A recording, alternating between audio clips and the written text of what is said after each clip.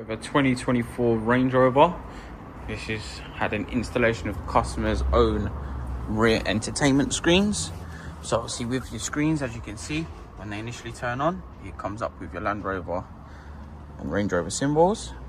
Obviously, we'll get through to it once it switches the system on.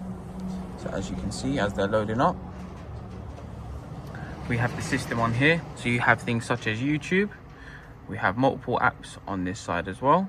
So we have YouTube, you have maps, you have internet browser, Netflix, Disney Plus, App Store, everything like that for you to download on here. And again, another look on the other side.